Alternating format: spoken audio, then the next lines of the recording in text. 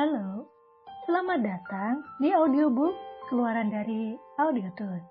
Dengan saya dan kalian, Lele Afir Lelesan. Oke, kita langsung lanjut aja ke episode Kesedihan. Dari novel karya Mami Kembar yang berjudul Suami Pengganti. Selamat mendengarkan.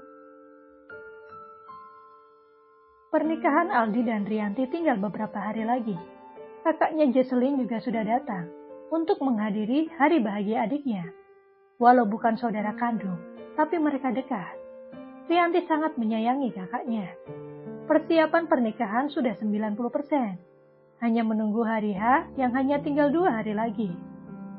Rumah sudah disulap sedemikian rupa karena acara akad nikahnya dilaksanakan di rumah. Resepsi diadakan di Hotel Bintang 5 milik keluarga Rianti. Rianti terlihat cantik dengan balutan kebaya putih tulang yang sangat pas di tubuhnya.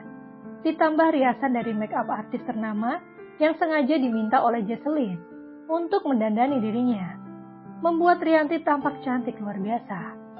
Semua mata terpesona akan kecantikannya. Acara akad nikah berlangsung dengan lancar dan kini Aldi dan Rianti resmi menjadi suami istri. Wajahnya berbinar bahagia. Begitu juga ayah dan ibunya.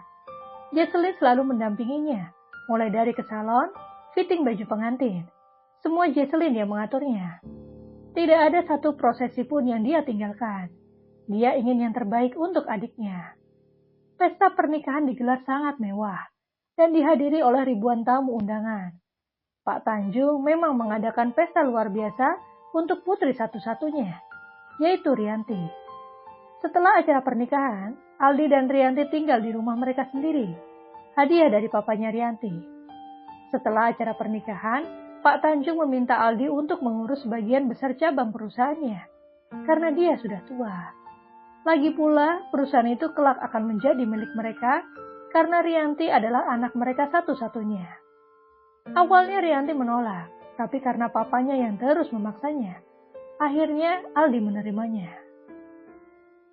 Walau berlalu dengan cepat, pernikahan Rianti dan Aldi terlihat sangat bahagia.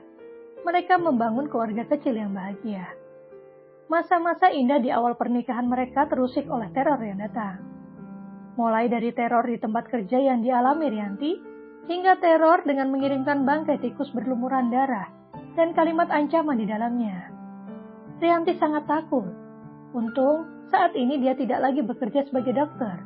Dan dia meminta Fatima untuk ikut dengannya ke rumah baru mereka. Saat ini, Rianti sedang mengandung anak pertamanya dan usia kandungannya memasuki 8 bulan. Aldi dan Rianti sangat bahagia menyambut kedatangan anak mereka. Sore ini, Aldi dan Rianti sedang dalam perjalanan menuju rumah sakit. Di tengah perjalanan, mobil mereka mengalami kecelakaan.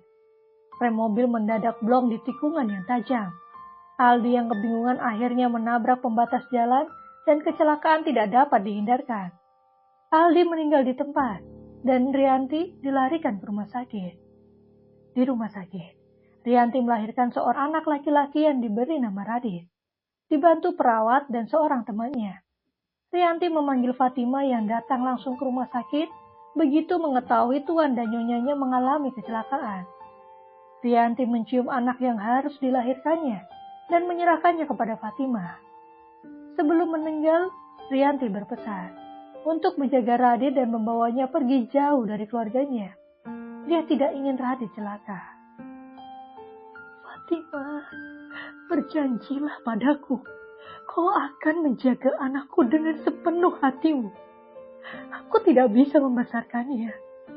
Besarkanlah dia dengan cinta dan kasih sayang. Beri dia nama Radit. Dan bawa jauh dia dari sini. Jauhkan dari orang-orang jahat yang ingin mencelakainya.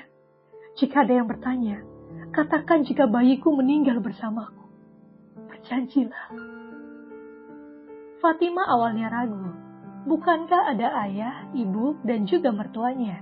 Tetapi mengapa dia menitipkan bayinya padaku? Batin Fatima. Fatima, aku mohon. Demi keselamatan anakku, aku mohon, bawa dia pergi jauh dari sini. ucap Rianti dengan suara terbata-bata. Saya berjanji, Bu, jawab Fatimah. Dan Rianti pun menutup matanya untuk selama-lamanya. Fatimah segera membawa bayi Rianti untuk dia bawa langsung pulang ke kampung halamannya, sebelum bertemu dengan kakek neneknya. Dan dia meminta perawat yang membantu Rianti melahirkan, agar mengatakan jika bayinya meninggal di dalam kandungan bersama ibunya. Upacara penguburan jenazah Rianti dan Aldi berjalan penuh duka. Semua orang bersedih. Ayah dan ibunya sudah tidak bisa berkata apa-apa lagi. Harapan menimang cucu dan hidup bersama anak-anak mereka di hari tua sudah pupus. Jesslyn yang berada di luar negeri pun kembali. Dia juga begitu terluka melihat jasad adik dan suaminya. Pada malam hari, Fatimah naik bus pulang ke kampung halamannya membawa Radit bersamanya. Pergi secara diam-diam sesuai dengan perintah Rianti. Fatimah yang dekat dengan Rianti tahu jika selama ini Rianti selalu mendapatkan teror dari seseorang yang ingin mencelakainya dan juga bayinya. Namun Fatimah tidak menyangka jika Rianti akan meninggal secepat ini.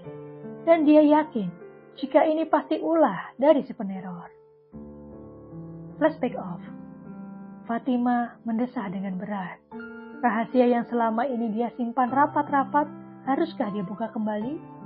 Bagaimana jika Radit mencari tahu siapa keluarganya? Walaupun selama ini dia percaya bahwa dia ditemukan di depan panti asuhan. Apakah aku harus jujur dan menceritakan siapa sebenarnya keluarganya? Tapi apakah Tuan dan Nyonya Wijaya masih hidup? Bagaimana ini? Ini semua sangat rumit. Cairan bening yang sejak tadi mengalir tak mampu dibendung, walau sudah berulang kali Fatimah menghapusnya. Dokter Rianti, apa yang harus aku lakukan?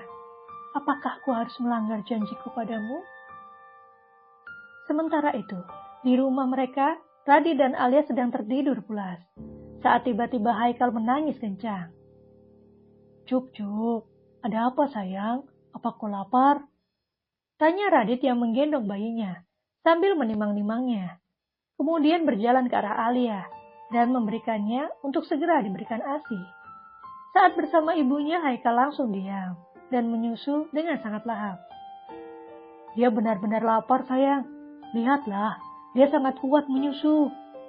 Ucap Radit tersenyum. Alia mengangguk, menanggapi ucapan suaminya. Dia fokus memandangi bayinya yang sedang menyusu. Nah, udah selesai nih untuk episode ini. Jangan lupa kasih like dan komentar pada novel audiobook dan juga novel autornya. Terima kasih dan sampai jumpa. Kalau kamu mau dengar audiobook lebih banyak dan gratis, segera download AudioTune.